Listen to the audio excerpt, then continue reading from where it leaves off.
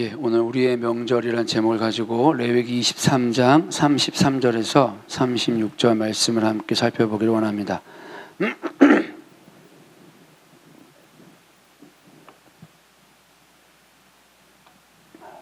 레위기 23장 33절 36절입니다.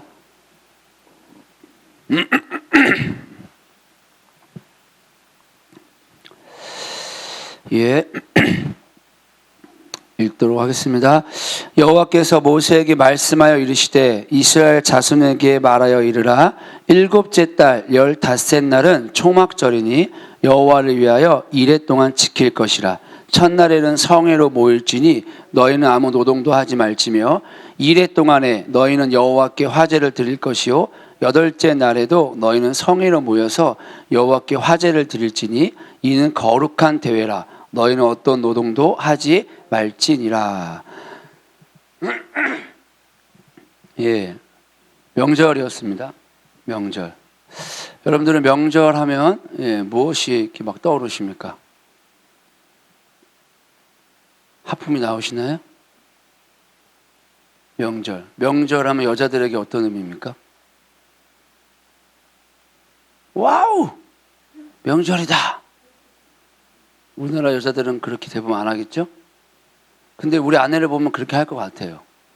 결혼해서 10년 동안 손 하나 까딱 안 했거든요. 전 하나 붙여본 적이 없어요. 그러니까 제 생각에 제 아내는 와우! 할 것 같아요. 이번에도 그냥 갔다 그냥 왔거든요. 우리 엄마가 와도 뭐라 안 하고 가도 뭐라 안 합니다. 근데 보통 옛날에 엄마들은 어땠을까요? 명절하면 와우라는 소리 안 나오겠죠? 예, 저희 집의 명절을 생각해 보면 제가 어릴 때 저희 친가 외가가 있잖아요. 그래서 친가는 술을 못 먹어요. 술을 못 먹는데 이제 아버지와 할아버지가 만나요.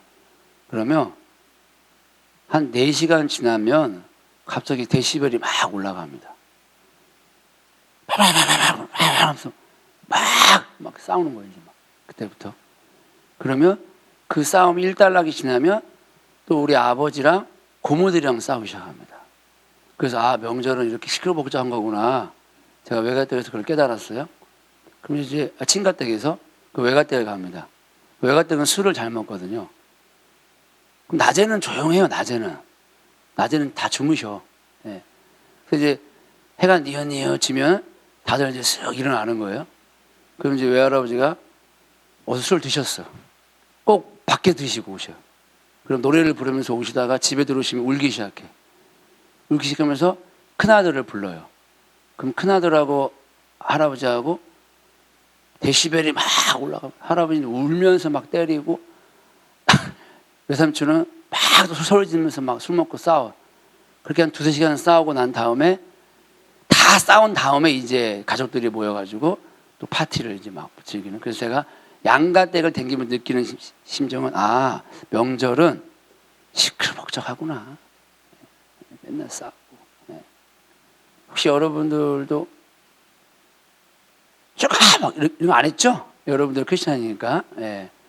제가 믿던 살았던 집안 환경은 그랬습니다. 그렇게 이제 다 폭풍우가 지나갔어요. 근데 그렇게 싸우던 분들이 이제는 많이 돌아가셨어요. 그래서 이제 안 싸우시나 봐.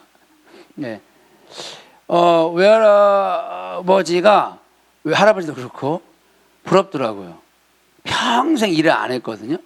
근데 뭐 이렇게 당당해? 왜 술을 먹고 와서 그렇게 막 소리를 지르고 싸우는 거야 도대체? 일을 하나도 안 했어요. 일은 저희 할머니가 다 했거든요. 외할머니가. 외할머니 이번에 90이시던데 힘이 없으셔가지고 막 저도 인사만 드렸는데도 막 계속 누워 계시던데, 근데 할아버지들은 당당하잖아요. 막 술 먹고 일도 안 하는데 막 여기가 내 집 주인이라고. 지금 생각해 보니까 부럽다. 어떻게 이렇게 인생을 편히 살 수 있을까? 여자 잘 만나서. 괜히 얘기했나 보다. 그냥 하면 안 되잖아요. 그렇죠? 할아버지들이 자기 가족을 책임져야지. 뼈를 갈아서라도 내 아내와 내 자녀들을 먹이고 살려야 되는데, 우리 할아버지 시대 때는 그냥 술 먹고 놀고 소리 지르고, 그러니까 집안이 평안할 나이가 없는 거죠. 네, 그런 집안이었던 거예요. 자, 명절하면 떠오르는 인상은 현실적으로 그거였습니다. 자, 이제 교과서적으로 얘기를 하겠습니다. 명절하면 어떤 모습입니까? 네, 고속도로에 차가 막혀요. 그럼 양손 가득 선물을 들고 고향에 갑니다. 고향에 왜 갑니까? 거기에 우리 부모님이 계시고 고향을 지키는 친구들이 있잖아요. 야, 오랜만에 부모님 만날 생각이 너무 기쁜 거야. 예, 오랜만에 친구들 만날 생각에 너무 기쁜 거예요. 그렇게 오랜만에 도착한 고향에 보니까 옛날 생각도 나고 부모님도 만나서 기분 좋고 한 해를 돌이켜 보니까 이렇게 나를 잘 살게 해줬고 우리 부모님 건강하게 지켜주고 우리 고향도 평안하게 지켜줘서 감사하는 날, 기뻐하는 날이 원래는 명절이죠. 교과서적으로 얘기했어요. 예, 교과서적으로. 그게 명절입니다. 명절. 자, 이스라엘에도 이런 명절이 있습니다. 이스라엘도 7개의 명절이 있는데요. 이 명절을 성경에서는 절기라라고 해석을 하고 있어요. 절기. 이 절기란 뜻이 만나다, 소집하다, 약속된 시간, 고정하다, 준비하다라고 하는 복잡한 뜻이 있습니다. 다 외우셨죠? 김성수 선생님, 제가 지금 다 외웠죠? 다 같이 시작. 만나다, 소집하다, 약속된 시간, 고정하다, 준비하다. 아, 역시 우리 중고등부 주일학교 선생님 달라요. 다 외웠어요? 네. 이런 뜻이 있는 거예요. 이게 절기의 목적입니다. 자, 그럼 명절날 이스라엘 백성들이 뭐 하려고 모이는 거죠? 만나기 위해서. 하나님을 만나기 위해서 모이는 거예요. 그리고 하나님이 이들을 소집하는 겁니다. 아무 때나 소집하지 않습니다. 약속된 시간이 있는 거예요. 그 시간에 만나고 소집시키는 거예요. 그리고 그 날은 변함이 없는 거예요. 고정돼 있어요. 예. 그리고 이 날을 위하여 나머지 날은 뭐 하는 거예요? 준비하는 겁니다. 준비하는 거. 그게 명절의 뜻입니다. 절기가 1년 동안 이스라엘 백성들에게 이어지고 있어요. 1년 동안. 자, 그러면 이런 절기라는 것을 통해서 하나님은 자신의 뜻을 뭔가를 보이시고 그 뜻을 이룰 것을 우리에게 말해주고 있는 거예요. 그럼 하나님의 뜻이 뭘까? 이 절기에 나타난, 명절에 나타난 하나님의 뜻이 과연 무엇일까라는 거예요. 내리사랑이라고 아십니까? 내리사랑? 내리사랑. 벌써 지금 제가 말만 해도 웃음이 나오는데 내리사랑 아세요? 왜 이렇게 여기 호흡이 안 되지? 이 오후 예배는 안 그러는데. 예. 내리사랑 아십니까? 조이스님 내리사랑 아세요? 대답하실 때까지 계속 물어볼 거예요. 저는 내리사랑 아세요? 네, 내리사랑 아시죠? 하나님이 모든 것들 중에 다 만든 다음에 맨 마지막으로 만든 게 뭘까요? 네? 사람. 내리사랑이라고 그랬잖아요. 제가 막내가 있어요. 막내가.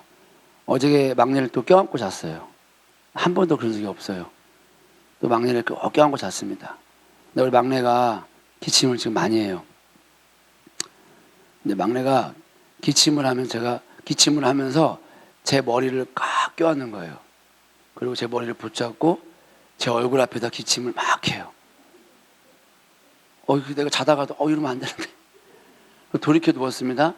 그럼 또 제 머리를 또 붙잡습니다. 시간 좀 지나서. 그리고 또 머리를 제 앞으로 이렇게 딱 이렇게 하더니만 기침을 또 하기 시작하는 거예요. 그거를 제가 지금 밤새 그랬어요. 잠을 제대로 못 잤습니다. 꼭 제 머리를 붙잡고 기침을 하는 거예요. 자, 그러면 화가 나야 되거든요. 근데 저는 우리 막내를 보면 화가 안 나요. 바둑알을 먹고 장난을 쳐도 화가 안 나요. 똥을 싸도 화가 안 납니다. 제가 이제 알았어요. 아, 이래서 5째도 낳겠구나. 낳겠구나. 아니요. 낳겠구나 하고 물러가라 사단아 그랬습니다. 낳을 수 있겠더라고요. 너무 이쁜 거예요. 자, 그러면 하나님이 인간을 볼 때 어떻게 볼까요? 그렇게 볼 겁니다. 별짓 다 해도 이쁠 거예요. 자, 그런 인간이 보통 막내들이 뭐가 없죠? 네 가지가 없죠? 철이 없다는 좀 고상한 표현이고 네 가지가 없습니다. 예, 우리 막내도 네 가지가 없어요. 조짐이 보여요. 예, 막 말하면 제가 지를 이뻐하는 줄 알고 뭐 집어 던져요. 예, 어저께 하루 집어 던지면 또 화를 내야 되는데 저 화가 난다 안 난다? 안 난다. 왜냐? 내가 안 내면 누가 낼 거니까. 우리 아내가 낼 거니까. 그래서 악역은 아내에게.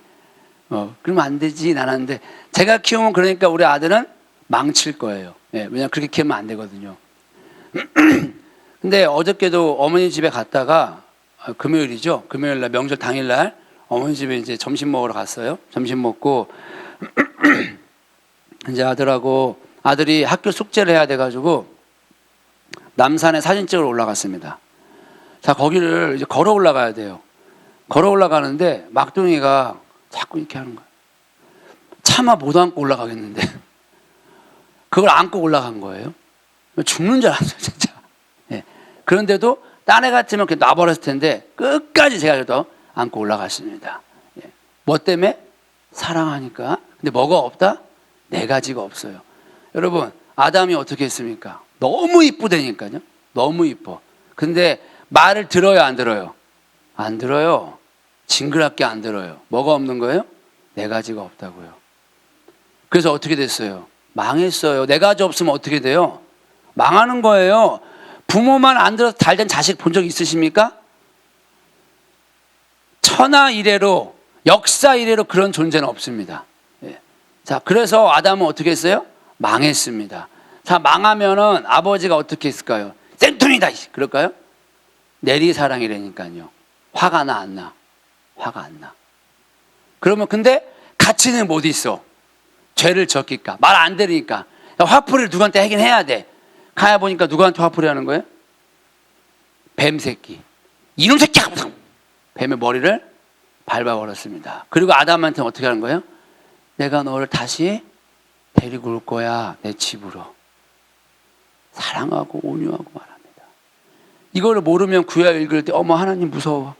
예, 그럼 다시 신앙생활 다시 시작하셔야 돼요. 우리 하나님 단 한 번도 화낸 적 없어요. 단 한 번도 화낸 적 없어요. 단 한 번도. 단 한 번. 인간이 죄를 지었으니까 지가 찔리는 거예요. 근데 하나님은 화낸 적 없어요. 막내한테는 화가 안 난다니까요. 예, 막내한테는. 하나님은 사람한테 화 안 냅니다. 화를 낼 수가 없어요. 그러면 사단한테는 왜 화를 냈어요? 사단은 천사였어요. 천사는 이사야를 보면 모든 만물 중에 가장 먼저 창조받은 존재예요. 예. 그래서 이 사단이 타락했다고요. 예. 성경 읽어보시면 돼요. 예. 예. 그런 존재가 여기 에덴 동산에 밖에 있었던 다 걔들을 짓밟으라 한 거예요. 창세기에 보면 아담 보고. 자, 그러니까 우리도 자식 키우면서 솔직히 누구를 많이 혼냅니까? 장남을 많이 혼내잖아요. 장남을. 예. 그래서 사단은 혼날만 한 거예요. 예. 죄를 지었으니까. 근데 막내는요, 화를 안 냅니다. 화를 안 내요. 하나님은 이 사단을 멸하고 이 막내인 사람을 회복시켜야 돼요. 다시 내 집 안에 데리고 와야 돼요. 요 집 안에 와야 먹을 것도 많고 보호도 받고 그리고 내 모든 유산을 다 물려받을 수가 있으니까. 그게 하나님의 목적이었어요. 그게 어디 나오냐? 오늘 절기에 나옵니다. 절기. 이 절기가 창세기 1장에 처음 나옵니다. 하늘 위에 있는 모든 것들을 다 만들어 놓고 하나님이 계절이라고 표현되는데 한국어는 저 계절을 보면 내 뜻을 알 수 있어 라고 하고 있는 거예요. 그럼 저와 여러분들이 오늘날 뭘 보면 하나님의 뜻을 알 수 있냐? 저 계절을 보면은 하나님의 뜻을 알 수가 있는 거예요. 어떤 뜻입니까? 우리를 회복할 거야.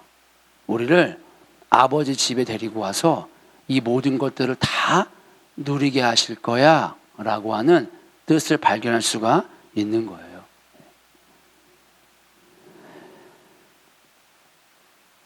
이스라엘에 7개의 절기가 있습니다. 근데 이 절기들의 공통점이 뭐냐면 안식이에요. 안식. 대체신학이라고 있거든요. 그러니까 이스라엘을 강조하는 학파가 있어요. 그런 사람들이 교회들을 공격을 해요. 그러니까 이쪽은 뭐라고 말하냐면 이스라엘은 교회야라고 이스라엘이란 문자적인 것을 인정하지 않는 부류가 있어요. 그래서 요 이스라엘 학파들은 그것을 대체신학이라고 막 공격을 해요. 그러면서 이스라엘이라고 하는 그 이스라엘을 특수한 나라로, 특수성으로 막 강조를 해요. 그게 우상이에요. 예. 그게 대체신학입니다. 예. 성경은 그렇게 말하고 있지 않아요. 그러면 교회가 이스라엘 교회를 대체하는 게 옳은 거냐? 틀렸습니다. 예. 둘 다 맞는 거예요. 예. 우리는 학자가 아니기 때문에 둘 다 옳은 거예요. 그럼 우리는 어떠한 견지를 하고 있어야 되냐면 우리의 견지는 이스라엘을 높이는 게 아니고요. 교회를 높이는 게 아니고요. 여기서 뭐를 발견해야 되냐? 예수님을 발견해야 되는 거예요. 그게 우리의 자세입니다. 계절도 마찬가지. 제가 왜 절기를 말하느냐? 잘못하면 이스라엘을 강조한 학파는 절기에 뭔가를 강조하려고 그래요. 그게 우상이라는 거예요. 그걸 짚고 넘어가야 됩니다. 왜냐? 절기는 그걸 말하고 있는 게 아니에요. 보면 알아요. 뭘 말하는지. 7가지 절기가 안식으로 끝납니다. 안식으로. 오늘 본문 23장, 레위기 23장에 보면은 2절 3절에 보면 이스라엘 자손에게 말하여 이르라 이것이 나의 절기들이니 너희가 성회로 공포할 여호와의 절기들이라 엿새 동안은 일할 것이요 7째 날은 쉴 안식일이니 성회의 날이라 너희는 아무 일도 하지 말라 이는 너희가 거주하는 각처에서 지킬 여호와의 안식일이니라. 이미 결론 졌어요. 절기를 안식일이라고. 안식일 절기가 1년 농사였습니다. 자, 그러면 1년이란 시간에 1년이란 시간의 주제가 뭡니까? 안식이에요. 안식. 자, 이 안식일을 하나님이 일주일로 압축시켜 놨어요. 일주일날 모든 창조를 하시고 뭐라고 표현했습니까? 안식했더라. 그러면 이 일주일이라는 시간을 하루로 표현하면 오늘이 어떤 날입니까? 안식일입니다. 자, 그러면 하나님은 1년이라는 시간, 일주일이라는 시간, 하루라는 시간에 우리에게 주고 싶은 것이 무엇이냐? 안식이라는 거예요. 안식. 이게 주제라는 거예요. 이게. 이 뜻이 어디 나와 있습니까? 계절에 나와 있다고요. 그러면 사도 바울이 그랬잖아요. 온 자연을 보면 뭘 알 수 있다? 하나님을 알 수 있다고. 그럼 저와 여러분들이 오늘 이 가을이 돼가고 있는데 이 시점에서 무엇을 경험하고 느낄 수 있는 거예요? 여호와의 안식을. 자, 그러면 예수님이 뭐라 그랬냐? 내가 안식일의 주인이라 그랬어요. 자, 그럼 저와 여러분들의 삶에 오늘이라는 삶의 주인공이 누가 되야 되는 겁니까?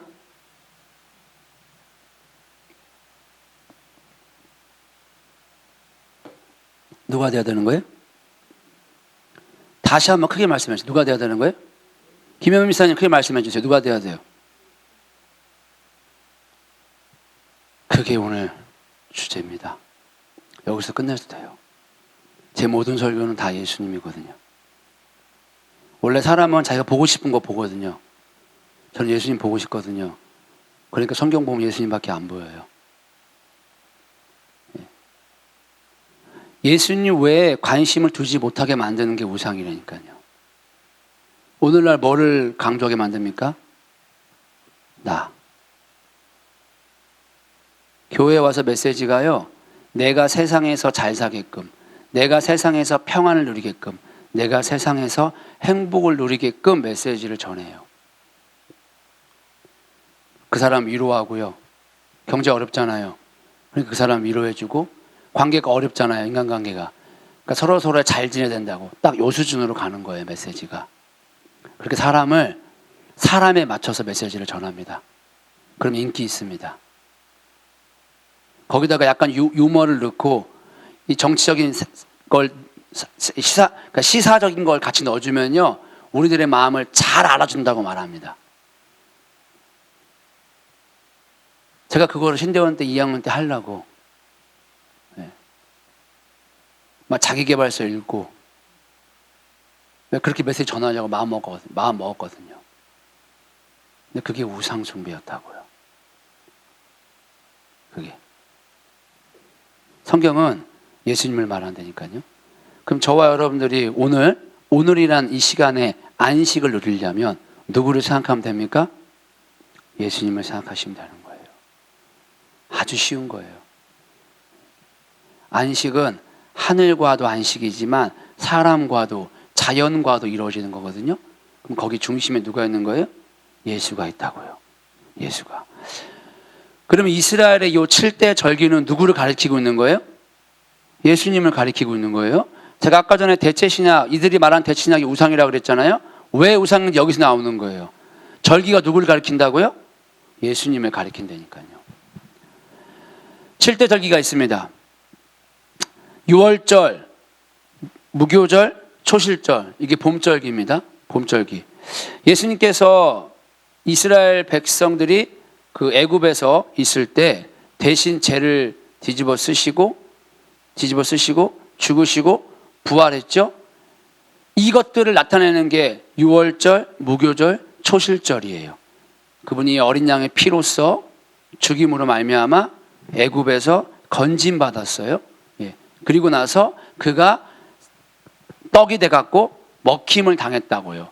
죄가 없으셨잖아요. 그러니까 무교병이라고요. 죄가 없는 존재가 막 먹힘을 당한 거예요.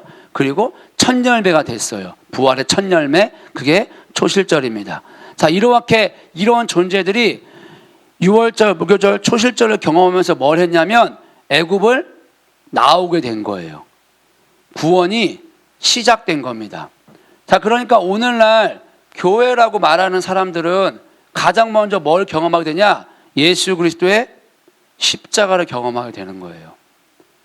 십자가를 경험하지 않았는데 내가 그리스도 예수를 죽인 죄인인 것과 이런 나를 위해서 그리스도 예수가 죽었다, 그리고 그분이 거기서 부활했다, 이 사실을 믿겨지지도 않고 경험도 안 했는데 여기 와서 감동받고 병 낫는다고 구원받은 게 아니라는 거예요.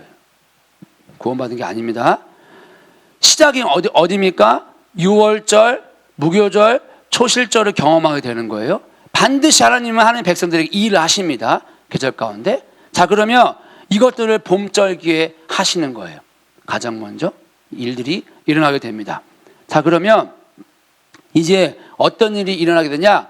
사실 저는 오순절까지를 봄절기로 봅니다. 물론 학자들마다 다 다르긴 한데요. 왜냐하면 이 초실절 다음에 49일을 셉니다. 그게 오순절이거든요. 단을 올려드리면서. 자, 그러면 6월절이 1월 14일이었어요. 그 다음 초실까지 일주일 정도 걸리거든요. 그러니까 사실상 1월 달인 거예요. 근데 50일 해봤자 뭐 2월, 3월이잖아요. 그러니까 정확히 3월 달이죠. 그러니까 전 여기까지 봄절기로 봅니다. 오순절까지를. 물론 이제 뭐 학자들은 초실절까지를 봄절기로 보는 분들이 많은데, 뭐 지금 뭐 그 시간이 아니니까 중요한 거는 오순절입니다. 자, 오순절날 뭐가 임했냐? 성령이 임했습니다. 흔히들 오순절 성령하면요, 뭐 능력, 치유, 뭐 이런 거를 의미하는 거예요. 전혀 그게 아닙니다. 출애굽기 19장에 보면은 이들이 출애굽한 지 3개월이 되었어요. 3개월. 그런데 19장에 뭐라 그러냐면 세 번째 날을 기다려라 라고 하고, 세 번째 날.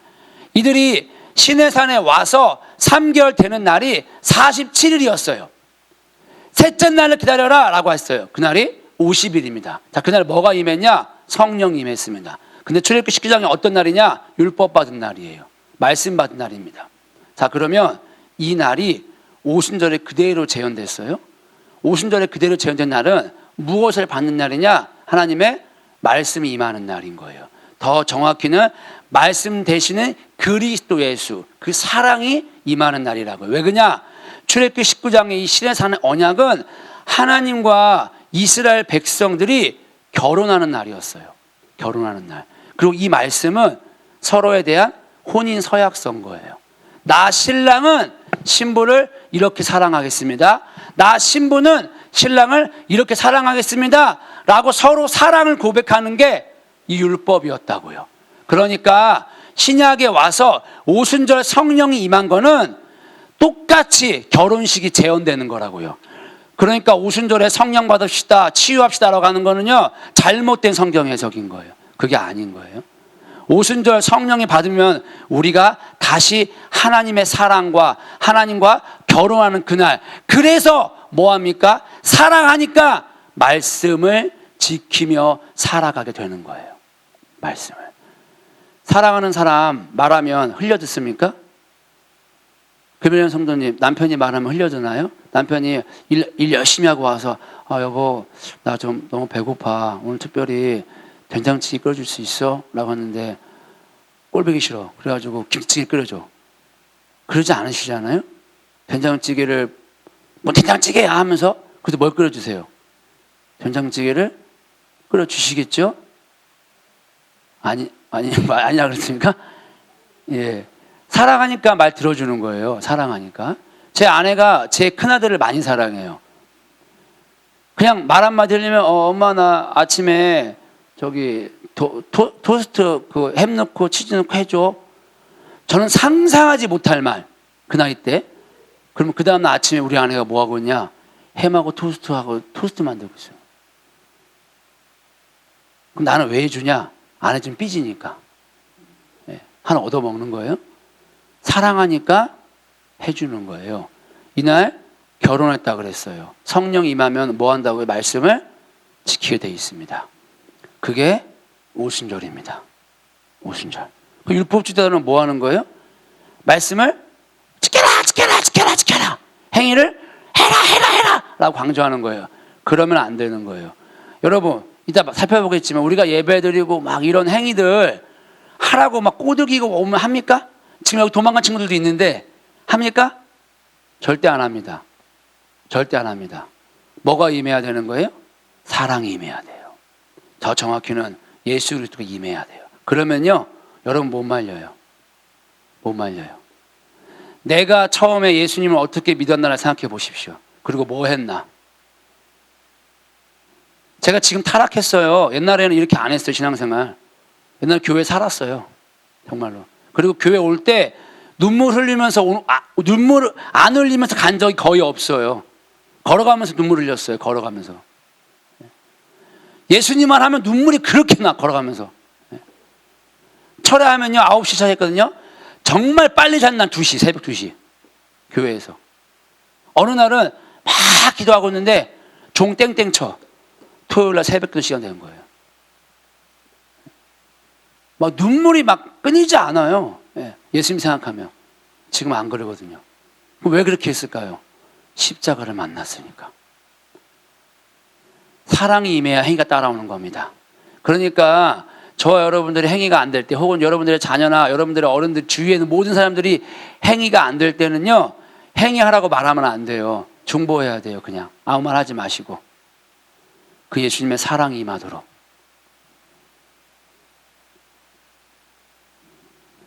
그게 오순절입니다. 자, 그런데 이 계절 다음에 4개월의 시간이 필요합니다. 4개월. 여름의 기간이거든요. 예수님도 뭐라 그랬냐? 너희가 넉 달이 지나야 추수할 때가 온다고 하지 않았느냐? 라고 말한 이 넉 달이 필요한 거. 이 넉 달이 여름입니다. 여름. 이 넉 달이 지나야, 여름이 지나야 가을 추수하는 거예요. 자, 그럼 여름은 뭐 하는 겁니까? 태양볕이 막 내려칩니다. 자, 지금 이스라엘 백성들이 십자가를 경험했어요. 오순절의 사랑을 경험했습니다.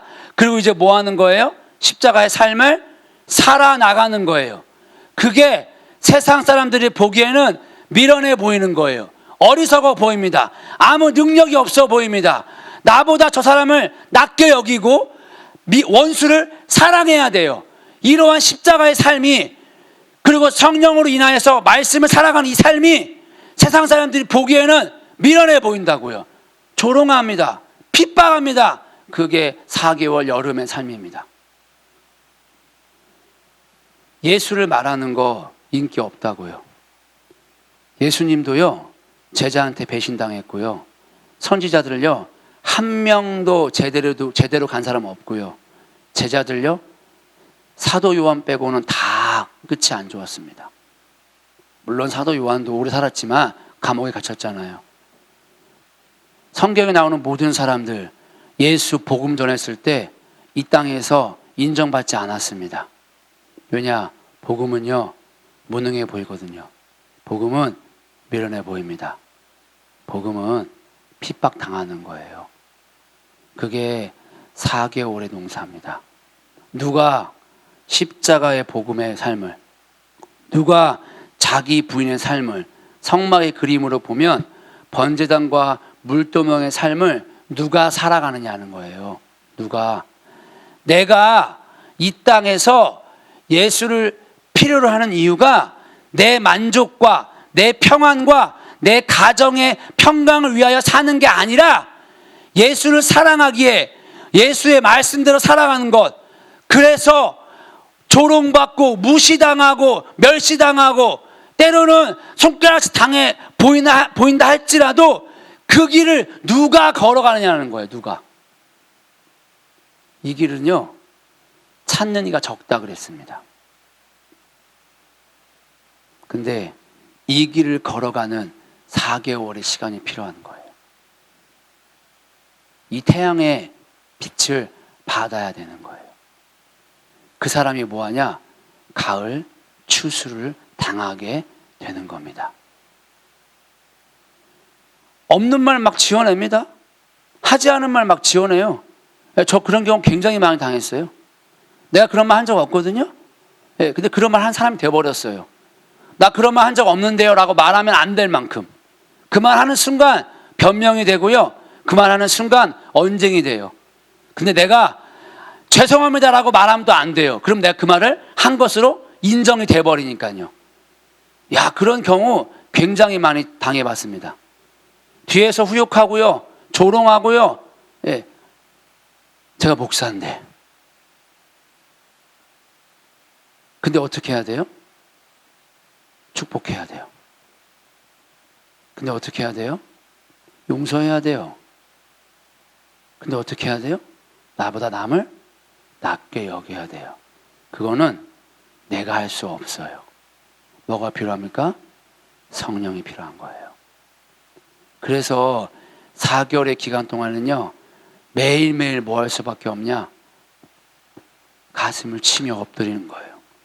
저 햇살이 너무 뜨거워요. 나 너무 힘들어요. 잡초는 왜 이렇게 많이 납니까?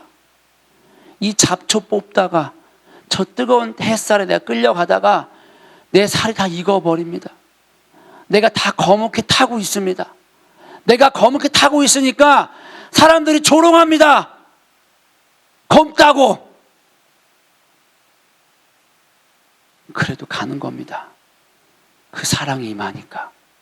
내가 거무나 어떤 존재니까요, 그리스도 예수의 눈에는 아름다우니까.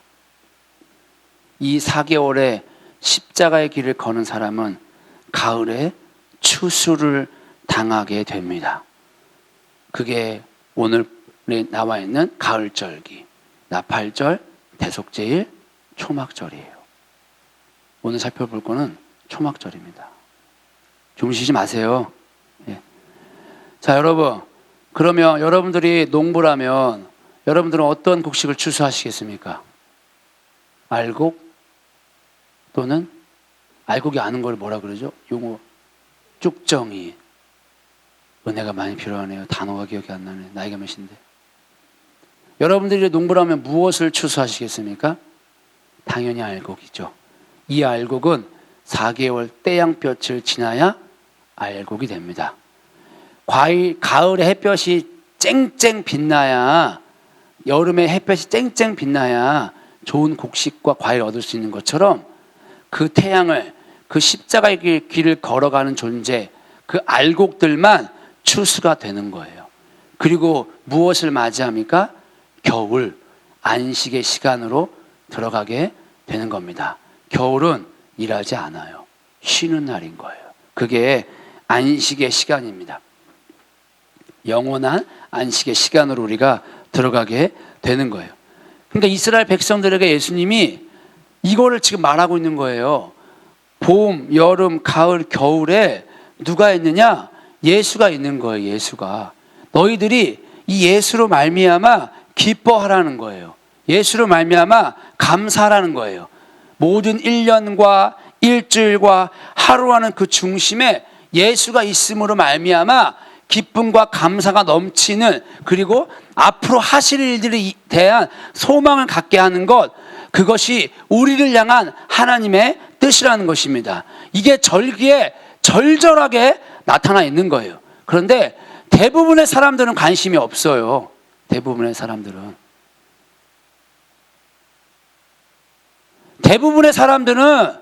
예수님 다시 오는 거에 관심이 없다고요.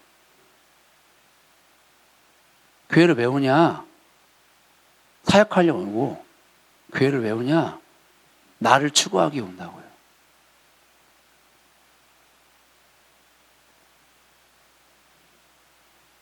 근데 깨어있는 사람은 계절을 보면서 준비합니다. 준비하는 거는요, 십자가의 길을 걸어간다고요. 진짜 걸어갑니다. 좁은 문, 찾지 않는 그 길, 남이 보기에 어리석어 보이는 그 길, 십자가의 길을 걸어간다고요. 나를 추구하지 않아요. 묵묵히 그 생명의 길, 약함의 길을 걸어가게 돼 있습니다. 그 사람은요, 내가 좀 잘한다고 우월해지지 않고요, 내가 못한다고 낙심하지 않습니다. 혹 우월해지고 교만해지고 혹 낙심하고 절망에 빠진다 할지라도 다시 털어버리고 일어납니다. 왜냐? 생명의 길은 십자가의 길이니까. 그 사람은 준비한다니까요. 예수님이 말씀했어요. 내가 도적같이 올 거라고. 그런데 준비한 사람은 그날 도적이 아닙니다. 그날은 기다리고 기다렸던 예수님 오신 날, 소망의 날이 되는 거예요. 기쁨의 날이 되는 것입니다. 그러니까 질문해 봐야 돼요. 여러분 교회 오셨잖아요. 저기 흰 모자 쓰신 분 누구예요? 질문해 볼게요. 저 누군지 모르겠는데 교회 오셨잖아요. 누구 만나기를 원하십니까? 예수님 만나기 원하십니까? 다시 오실 예수님의 유일한 당신의 소망이십니까? 안 들리지만, 예. 여러분, 그게 우리의 유일한 소망입니다. 교회에 오는 단 한 가지 이유는요, 예수님 다시 오신 게 너무 기다려져야 돼요. 그거예요. 여러분들 이웃과는 친하게 지내는 거 예수님 없으면 아무 소용 없습니다. 근데 예수님이 다시 오는 게 유일한 소망인 사람은요, 십자가의 길을 걸어간다니까요. 남을 나보다 낫게 여기는 삶, 진짜 이웃을 사랑하는 삶을 살아가게 되어 있습니다. 아, 내 후욕하고 뭐랄까 뒤통수 때리고 하는 사람들을 어떻게 사랑할 수 있겠습니까? 근데 사랑합니다. 그게 성경이 말하는 진짜 이웃 사랑입니다. 내가 같이 하고 싶지 않은 사람은 어떻게 같이 합니까? 그런데 같이 합니다. 왜냐? 십자가의 길을 걸어가니까. 그게 진짜 이웃 사랑입니다. 근데 많은 사람은 그 계획에 관심이 없어요. 그 길을 걸어가려고 하지 않습니다. 내가 우상이니까. 그럼 하나님은 자신의 이 일들을 반드시 이루십니다. 그리고 자신의 일을 이루기 위해 준비하고 계십니다. 그리고 우리로 하여금 준비시키는 게 있어요. 그것을 나눌 겁니다. 오늘이 아니었죠? 오늘 살펴볼 절기가 초막절이었어요. 자, 이 초막절이 우리나라 달력으로 보니까 9월 29일이었어요. 그날이 금요일입니까?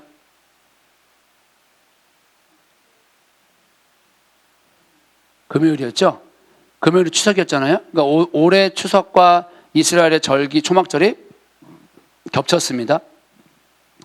자, 초막절이 되면 이제 뭐 하라 그랬냐면 너희를 광야에서 구원하신 것을 기념해라 라고 했어요.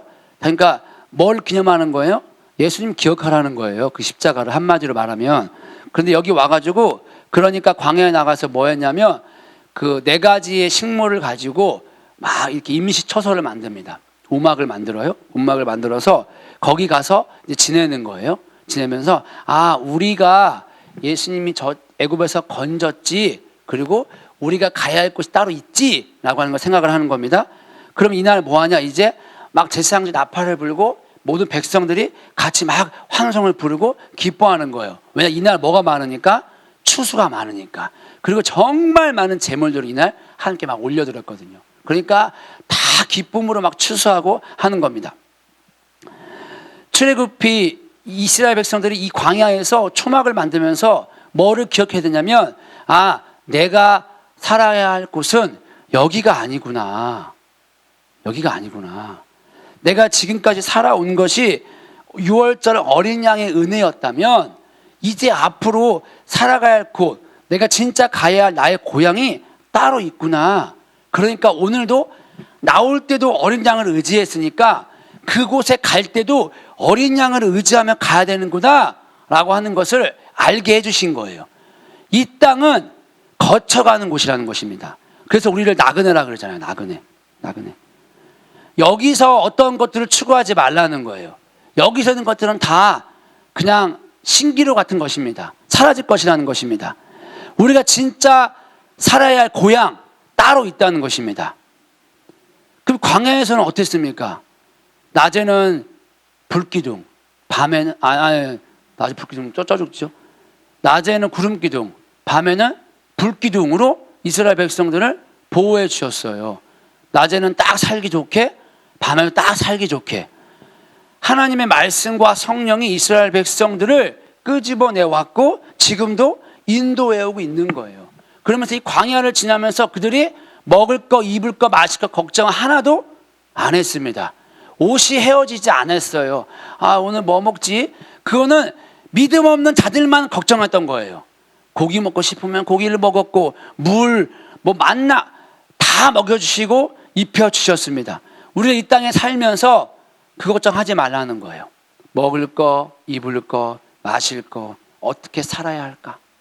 너희는 예수의 은혜로 살게 되었고 앞으로도 예수의 은혜로 말미암아 살아갈 존재들이야.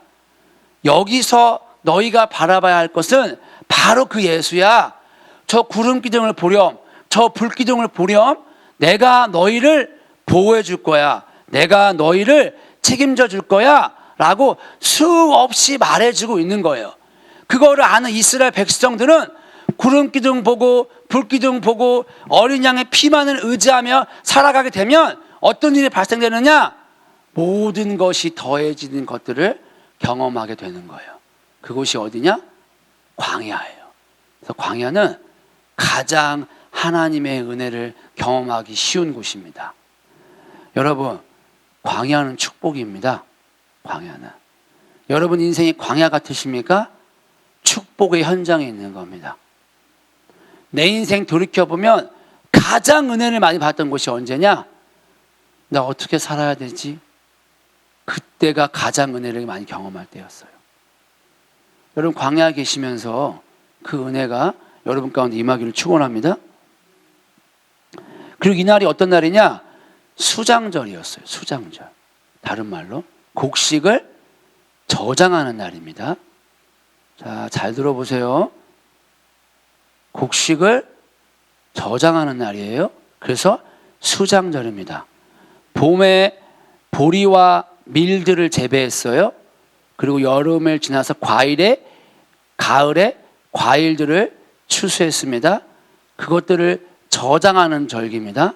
그게 수장절이라는 거예요.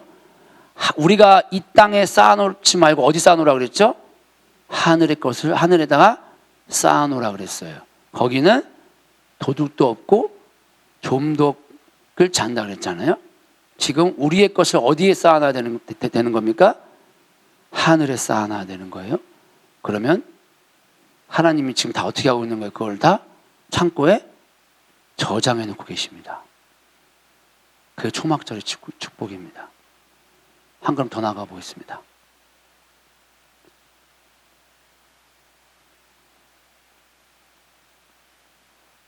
말라기에 뭘 쌓아놓으라 그랬죠? 11조를 쌓아놓으라 그랬잖아요. 문자적으로 11조입니다. 영적으로 접근해 보겠습니다. 11조를 쌓아놓으면 창고가 차고 넘친다 그랬죠? 11조는 10분의 1인 거예요. 10분의 1을 하나님의 창고에 쌓아놓으면 당연히 10분의 9는 마구마구 넘치는 거죠. 그렇잖아요. 자, 그런데 이스라엘 백성들을 출애굽기 19장에 부를 때 세귤라로 불렀어요. 세귤라. 값진 보석입니다. 한자어로는 여보예요. 여보. 네. 야, 이거 내가 참, 여러분 들어보셨어요? 하나님이 이스라엘 백성들을 여보라 불렀다고요. 이걸 제가 네이버를 보고 있는데 네이버에 갑자기 여보라는 단어가 뜨는 거예요. 그래서 그걸 클릭을 해봤네. 근데 제가 그때 출애굽기 19장을 강해를 하려고 준비하고 있었는데 보자마자 알았던 거예요. 아, 하나님이 이렇게 불렀구나 우리를. 들어보신 분? 내가 출애굽기 19장을 보는데 여보라는 단어를 내가 들어보신 분? 지금 들으셨잖아요. 지금 예? 여보란 단어가 나온다니까요. 그 소유라 그랬어요. 그 소유가 세굴라예요. 보석이에요. 가장 값진 보석, 소유. 그게 한자어로는 여보래니까요. 자, 그런데 이 여보를 여러분들이 여보를 죄송해요. 금연의 성도님 계속 물어볼게요. 금연의 성도님의 여보를 창고에 재웁니까? 안방에 침대에 한 이불 덮고 잡니까?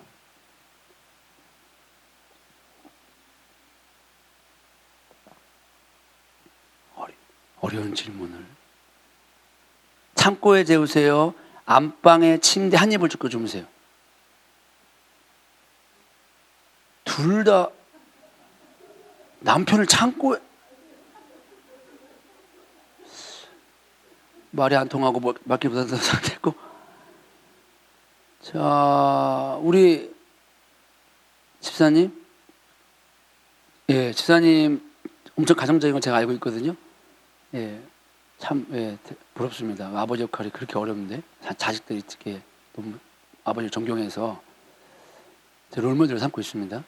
예, 집사님은 사랑하는 아내를 창고에 잡니까? 안방에서 같은 이불 잡고 할렐루야! 자, 그러면 이 세굴라가 보석이라 그랬죠? 이 보석을 하나님이 창고에 놓을까요? 자신의 안방에 갖다 놓을까요? 아, 왜 갑자기 대답을 안 하시오? 안방에 놓을까요? 창고에 놓을까요? 안방에 놓겠죠? 그런데 오늘 본문이라든가 말라기를 읽어보면 뭐가 창고가 나오잖아요. 여러분, 11조라는 단어를 기억해 보십시오. 이 11조가 그럼 뭐겠습니까? 보석인 거예요. 알곡인 거예요. 자기 신부라고요. 자기 신부는 창고에 놓지 않아요. 그러면 신부는 어떤 존재가 신부인 거예요? 누구만 봐야 돼? 신랑만 봐야죠. 춘향이가 변학도가 아무리 유혹한다고 변학도한테 마음 주면 됩니까? 안 됩니까? 그럼 우리가 아는 이몽룡과 춘향이 이야기가 됩니까? 안 되잖아요. 끝까지 춘향이는 누구만 바라봤어요? 이몽룡만 바라봤잖아요. 이몽룡만. 변학도가 괴롭혔을까요? 그건 바보 같은 짓이죠. 꼬시려면 왜 괴롭혀요? 얼마나 부드럽게 했겠어요. 필요한 거 다 공급해주고, 아프다 그러면 약 사오고, 없는 이몽룡이보다 옆에 있는 변학도가 낫지 하면서 막 주위 사람들도 다 그렇게 작전을 했을 거 아닙니까? 내가 변학도면 그렇게 했을 거예요. 마음 뺏으려고. 얼마나 잘해줬겠어. 예? 그런데 춘향이가 마음 뺏겨요, 안 뺏겨요?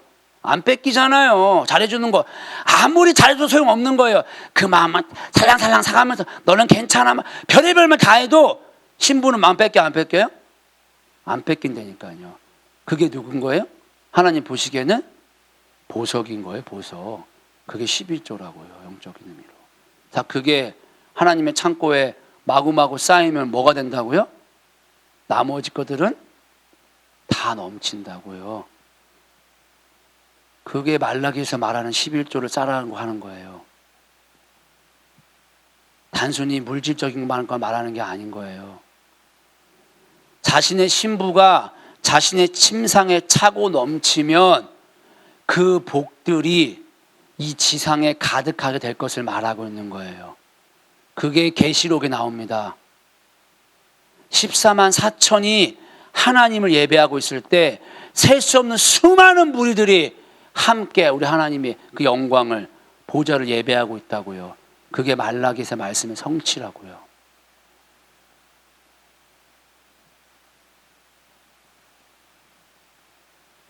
그 보석들이 창고에 쌓이는 거예요.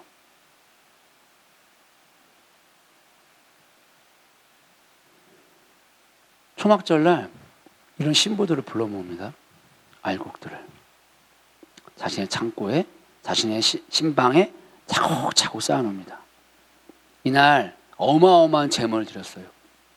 민수기에 보면은 200마리 정도 되는 짐승들을 막 보냈습니다. 그리고 성전을 밤낮으로 밝혔어요.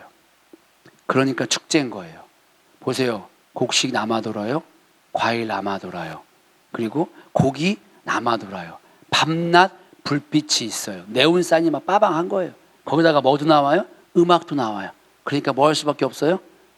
으쌰으쌰 하면서 춤출 수밖에 없는 거예요. 네. 그날이 뭐라고요? 초막절이라고. 초막절. 자, 그러면 초막절 날 이렇게 막 춤추고 막 신나가지고 한 이 장면이 도대체 어느 날이냐? 그게 우리랑 뭔 상관이야? 지금 막 그런 표정인 것 같아. 지금 내가 보니까 그게 우리랑 뭔 상관이야? 여러분, 초막이 제가 서두에 말했죠. 하나님 뜻이 잃어버린 안식을 되찾는 거라고. 그렇죠? 자, 안식을 잃어버렸어. 에덴에서 쫓겨난 아담의 후손들을 다시 어떻게 하는 거예요? 아덴 동산 안으로 데리고 오고 안식을 되찾아 주는 날, 그날이 초막절이래요. 자, 그럼 이 초막절, 이 잔치를 우리 예수님이 그대로 재현해 놨어요. 여러분, 예수님이 포도주를 마시고 성만찬 할 때 뭐라 그랬냐면, 내가 다시는 포도주를 마시지 않을 거야. 언제 마신다 그랬죠? 새 포도주를 마실 날이 온다고 했잖아요. 예? 그랬잖아요. 그 새 포도주를 마시는 날이 언제인 거예요? 초막절인 거예요. 초막절. 왜냐? 초막절 날 물을 붓는다 그랬잖아요. 이 물을 붓을 때 같이 붓는 게 뭐냐면 포도주입니다. 포도주. 자, 그러면 예수님이 그 혼인잔치에 사역을 하시면서 내가 기쁨이야라는 걸 제시하셨어요.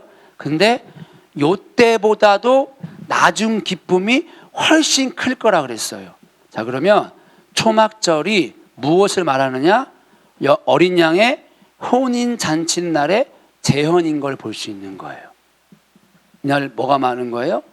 곡식, 과일, 고기, 밤낮으로 네온사인과 포도주가 있고 온갖 음악이 넘쳐요. 자, 이날 적들은 다 어떻게 됐어요? 이미 멸망했어요. 그러니까 기쁜 거예요. 포도주는 적들을 심판하고 하나님의 기쁨을 누리는 것 의미하거든요. 그러니까 이 날은 그런 날인 거예요. 자, 이 날을 창세기에 보면 그대로 알 수 있어요. 공부하는 거지만 들어보세요. 예. 이 정도를 아셔야 되는 거예요. 우리가 성경을 볼 때. 창세기를 볼 때 일곱 번째 날이 무슨 날이었습니까? 안식일이었어요. 안식일. 자, 안식일. 자, 그러면 이 날이 어떤 날이냐? 초막절인 거예요. 초막절이고. 계시록에 보면 이 날이 어떤 날인 거예요? 천년왕국인 거예요. 왜 그렇게 되냐? 자, 보세요. 왜 그렇게 되냐면 오늘 본문에 보면 무슨 날이 있으니까? 8번째 날이 있어요. 8번째 날. 여러분, 원래 7일로 끝나야 되는 거예요. 근데 초막절이 뭐가 있다고요? 8번째 날. 근데 그날은 어떤 날이에요? 더 큰 성회를 벌이는 날이에요. 자, 그러면 우리가 계시록을 보면은 천년 왕국에서 끝나야 되는데 거기서 안 끝납니다. 거기서 안 끝납니다. 예, 전쟁이 있고요. 백부자 심판이 있고 그 다음에 새하늘과 새 땅으로 들어가요. 자, 그러면 7일 된 날은 언제냐면 이 초막절인 거예요. 천년 왕국인 거예요. 이 날이 어린 양의 혼인잔치 날인 거예요. 이해되셨죠? 예. 아직 뭐가 남았어요? 8번째가 남았어요. 자, 요거 하려고 지금까지 빌드업을 쭉 한 겁니다. 끝내겠습니다. 이제 왜 하는지가 좀 있으면 알게 됩니다. 기대가 되시죠? 기대되시죠? 기가 막힌 말을 제가 해드리겠습니다. 아셨죠? 참고로 저 이거 하려고 그러지 않았어요. 제가 원래 하고 싶은 본문이 있거든요. 하나님께서 계속 보게 하시는 본문이 있는데 에베소서 4장 하려고 했는데 철야 예배 하는데 갑자기 이 본문이 생각이 나는 거예요. 철야 밤 11시 끝났거든요. 예. 그 내가 속으로 나 진짜 너무 힘들다. 예. 11시 끝나면 그 다음날 아침에 좀 잠을 잤어요, 제가. 그래서 여기 와가지고 머리가 안 돌아가. 주님, 머리 부잡고 알려주셔야지. 말했으면 뭔가 알려주셔야. 그렇게 하고 토요일 날 이제 한 거예요, 토요일 날. 예. 어렵게 나온 겁니다. 예.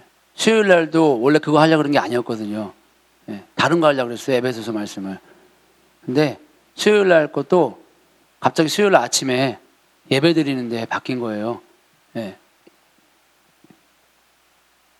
이어집니다, 오늘 거랑. 수요일이 1이고 이게 2입니다.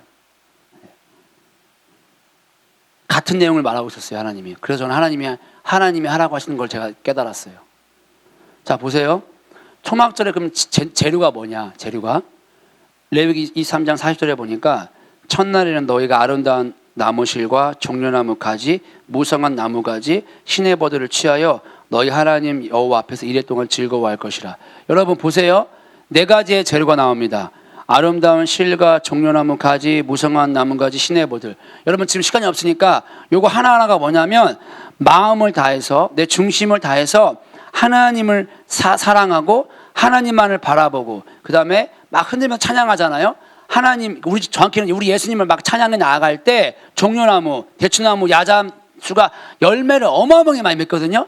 그것처럼 열매를 많이 맺는 존재들로 하여금 뭐를 만드냐? 초막을 만드는 거예요. 그들이 성전 재료였던 거예요. 초막의 재료.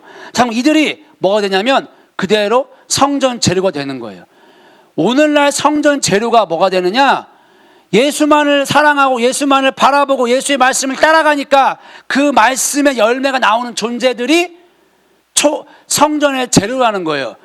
이거를 그대로 교회를 대립해 보면은 깜짝 놀라고 위험해지는 거예요. 오늘날 이런 존재들이 교회에는 많이 없거든요. 교회는 그렇게 지어지는 게 아니에요. 이런 존재들로 교회를 짓습니다. 저 여러분들이 그런 교회의 재료가 되길 축복합니다. 자, 이러한 존재들로 성전을 세웁니다. 당연히 이 성전이 어디까지 완성되느냐? 마지막에 새 예루살렘 성전까지 이어지는 거예요. 거기는 뭐밖에 없는 거예요? 예수밖에 다 없는 거예요. 예수만 보고 예수만 찬양하고. 예. 자, 그런데 8번째 날에 모이라 그랬어요. 8번째 날. 그러면 짤막하게 외칠 거예요. 8의 의미를 알아봐야 돼요. 성경에서. 천지를 창조했어요. 7일 동안. 자, 그러면 7일째 되고 아담이 이제 잠을 잤어. 눈을 뜨면 며칠 되는 거예요? 8일. 어렵지 않죠? 8일이 되는 거예요. 자, 이 8일을 성경은 뭐라고 말했을까요? 7일이 무슨 날이라고 했죠? 안식. 8일을 뭐가 되는 거야? 안식 후 첫날. 많이 들어본 말이죠. 이 날이 무슨 날입니까? 예수님 부활하신 날. 8일은 부활의 날인 거예요. 8일은 부활의 날입니다. 자, 그래서 노아의 방주에 몇 명 들어가죠? 여러분, 이거 괜히 8명 쓴 게 아니에요. 이 성경 저자가 하나님이시라고요. 8명이 뭐 했어요? 방주 타서 새롭게 새 출발하잖아요. 방주는 예수님을 상징합니다. 십자가로 말미암아 8명이 새 출발 시작하는 거예요. 그게 8입니다. 할례는 며칠 날 받죠?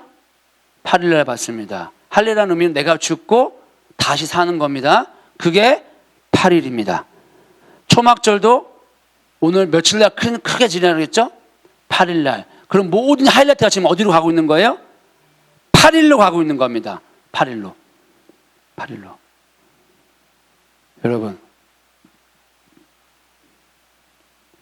예수님이 이날 사역을 했어요.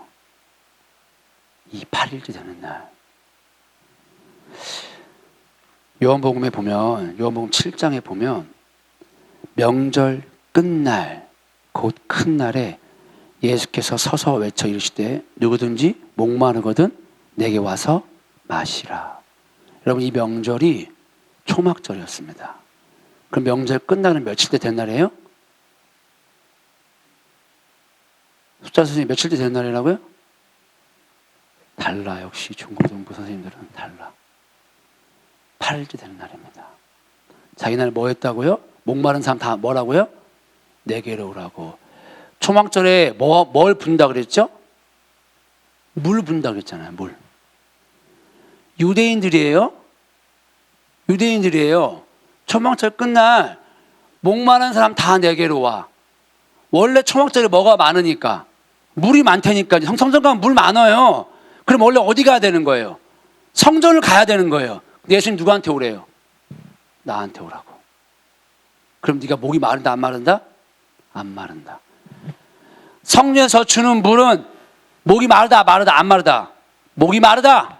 저 율법은, 저 의식은 너희들의 목마름 해결해 줄 수가 없다. 누구만 해결해 줄 수 있다? 참된 예수, 생수의 근원인 나만이 목마름을 해결해 줄 수 있다. 그러니까 나한테 오라는 거예요. 나한테. 여러분, 그럼 이날 이 사건이, 초막절 이런 사건이 무엇을 배경하고 있냐면 요한복음 4장에 사마리아 여인한테 말하고 있는 거예요. 사마리아 여인이 목이 말랐다고요. 네? 어떻게 살아야 될지를 몰랐어요. 근데 낮에 물 기르러 왔어요. 예수님 만나서 그러잖아요. 자기 목 말라가지고 물 기르러 왔는데 내 물 달라고 하니까 아유 뭐 하면서 넘어가잖아요. 네가 넘어가고 이거 될 텐데 다 아시죠? 넘어가겠습니다. 자, 그런데 뭐라고? 남편 데리고 와. 그러니까 뭐라 그래요? 아, 남편 5명 있었고 지금 맞다. 6명 남편은 다 네 남편이 아니야. 7번째 남편이 예수가 뭐라는 거예요? 참된 남편이라는 거예요. 사마리아 여인한테. 그 여인이 이 땅에서의 목마름을 해결하고 참된 남편은 누구를 만난 거예요 지금? 예수를 만난 거예요. 같이 이어지고 있는 거예요. 바로 7장 다음에 뭐가 나오냐? 가늠한 여인 나옵니다. 명절 끝나 이런 여인 수치를 어떻게 준다는 겁니까? 다 씻어준다는 겁니다. 다 연결되는 거예요. 성경은 이렇게. 예. 여러분, 근데 이 배경이 에스겔 47장이라고요. 에스겔 47장은 예수님의 다시 오심을 예언하고 있어요. 다시 오실 때 반드시 뭐가 회복되냐? 성전에서 물이 나와서 발목과 무릎과 허리와 더 나아가 거기서 헤엄칠 것을 말하고 있어요. 모든 만물이 회복될 것을 말하고 있다고요. 그러면서 뭐라고 말하고 있냐? 47장 9절에 이 강물이 이르는 곳마다 번성하는 모든 생물이 살고 고기가 심히 많으리니 이 물이 흘러가 들어감으로 바닷물 되살아나겠고 이 강이 흐르는 각처의 모든 것이 살 것이며. 여러분, 제자들을 뭐로 불렀습니까? 업으로 불렀습니다. 업으로. 일부러 부른 게 아닙니다. 뭐 하려고? 고기를 낫게 하려고. 여기 에스겔의 예언을 성취하게 하기 위하여 자신의 제자들을 업으로 부른 거래요. 업으로. 그러면 저와 여러분들에게 하나님 원하시는 게 뭐겠냐고요. 7번째 안식일을 2, 3을 넘어서서 8일의 삶, 부활의 삶을, 그 추수의 삶을, 그 회복의 삶을, 그 안식이 영원히 지속되는 그 삶을 우리로 하여금 뭐하게 하기 원하시는 거예요? 살기를 원하신다고요. 이게 하나님의 뜻이라고요. 와서 내 가족, 내 자녀, 내 마음의 문제 해결, 평강을 누리려고 온 게 아니라고요.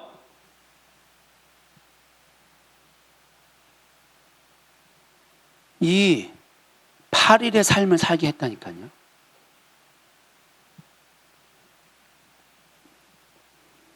여러분, 그러면 이날 뭐 했는지 나와요.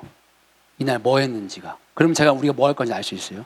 레위기 9장에 보면 본문 안 읽어야 되는데 8번째 날에 모세가 아론과 그의 아들들과 이스라엘 장로들을 불러다가 이제 무슨 일이 일어나냐? 드디어 예배를 합니다. 여러분, 앞에 레위기에서는요, 번제, 소제, 이런 화목제, 제사의 종류를 쫙 말해요. 그리고 8장에 제사장을 세웁니다.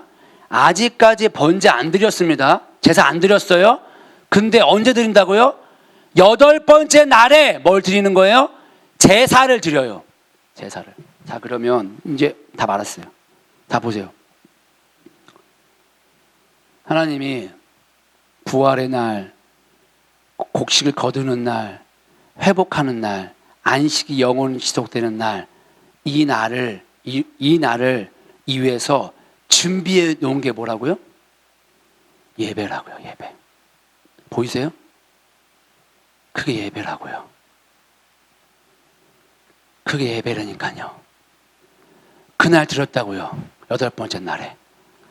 기타 치고 노래가 빡빡 치고 막 이런 게 아니라고요. 정확하게 그리스도 예수가 회복되는 그 예배, 그 예배를 8번째 날에 준비해 놓으신 거예요. 그래서 아까 전에 사마리아 여인에게 오셔서 물 좀 줘. 왜 그 말 하신 거예요? 그날 뭐 해야 되니까? 예배해야 되니까. 영과 진리로 예배를 하는 찾는다 그랬잖아요. 이 예배를 할 사람을 찾는 거예요. 8일째 예배를, 하늘에서 드려지고 있는 이 하나님의 마음을 아는 예배를 이 땅에 풀어놓을 예배자들을 찾고 있다고요. 예배자들. 그럼 너 뭔데 그렇게 흥분을 하냐 도대체. 이제부터 말할게요. 저 이 광고하려고 그런 거예요. 광고하려고 지금. 여러분 이번 주 금토 한다 그랬죠. 영광교회에서 24시 예배. 토요일 날이 무슨 날인지 아십니까? 초막절 8번째 날입니다. 자, 우연이지 뭐. 제가 스케줄 짜지 않습니다. 저는 거기랑 아무 상관없습니다. 우리가 10월 첫째 주로 고정됐습니다. 자, 이거를 거기서 알고 계획하지 않았습니다. 자, 근데 영광교회가 8번째 날에 예배드리게 돼 있어요. 지금까지 수많은 사람 말해도요, 콧방구를 알아듣습니다. 예. 오지 않습니다. 관심 없습니다. 제가 말했잖아요. 아무리 말해도 관심 없다니까요. 여러분, 레위기 말할 때요, 시내산에서 나와서 1년 됐을 때예요. 이때는요, 광야에 있을 때입니다. 산에 있을 때예요. 이들이 곡식을 재배할지, 과일을 재배할지, 짐승을 바칠지 이들이 상상을 하겠습니까? 상상할 수 없는 말입니다. 상상할 수 없는 말이에요. 그리고 그들이 바로 가데스 바네아 가서 어떻게 했습니까? 안 믿잖아요, 하나님 말을. 그래서 40년간 돌립니다. 자, 요 말은 40년 뒤에나 이루어지는 거예요. 40년이라는 뜻은요, 지금 듣고 있는 사람들요, 다 죽었습니다. 근데 이루어졌습니다. 문제는 이겁니다. 누가 제가 이렇게 말하는 게, 에이, 말 같지 않은 소리야. 우리랑 뭔 상관이야? 아유, 포항전 소리 하고 있어. 좀 실적인 걸 말해줘야지, 우리랑 관계된 거를. 그래야 은혜가 되지. 이렇게 할 수 있어요? 예. 그런데요, 저는 확실하게 말할 거예요. 왜냐, 수요일도 그렇고 오늘도 그렇고 하나님이 저에게 주신 메시지는 똑같거든요. 하나님 우리 예배를 회복할 거고요. 그 예배를 통해서 우리 예수님 다시 오실 것이고요. 거기에 그 예배가 부활과 생명이 넘친 예배가 될 거라고요. 거기서 치유가 일어날 거고요. 거기서 마음의 병들이 고침받을 거고요. 거기서 온 눈과 마음과 입술이 우리 주 그리스도 예수를 찬양할 것입니다. 그 예배의 주인공은 예수가 될 것입니다. 그 예배를 회복하고 있습니다.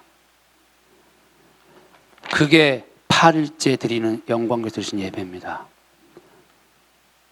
제가 광고 드린다고 그랬잖아요. 여러분, 이 교회의 주소를 아십니까? 고고리 길?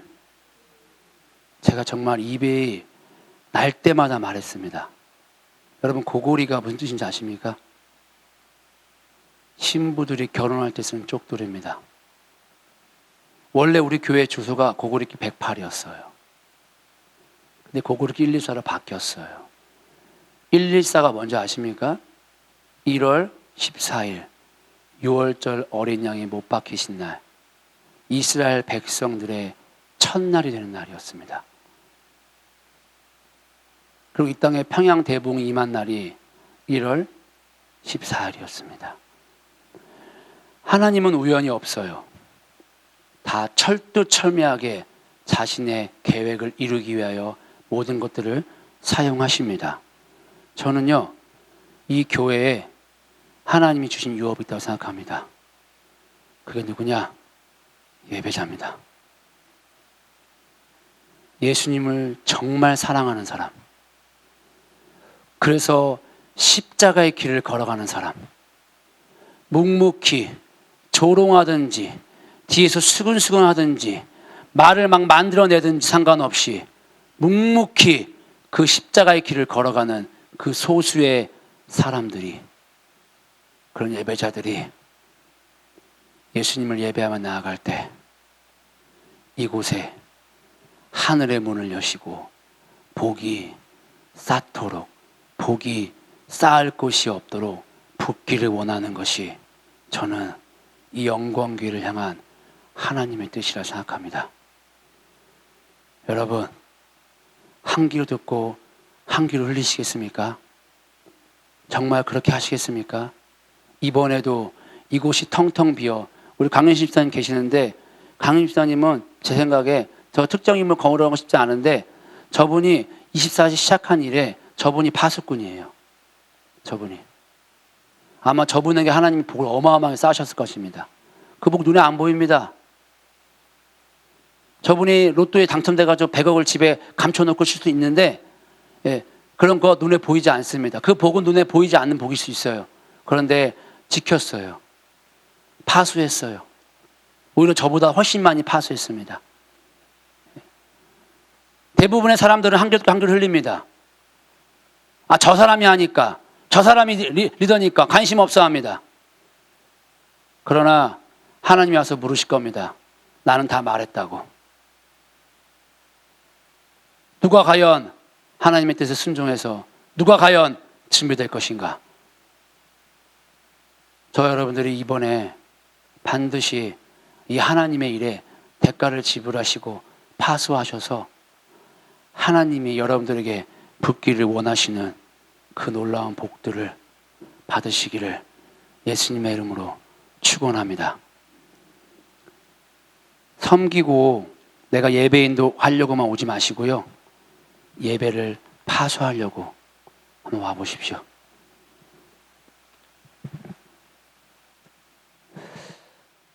기도하고 마치겠습니다.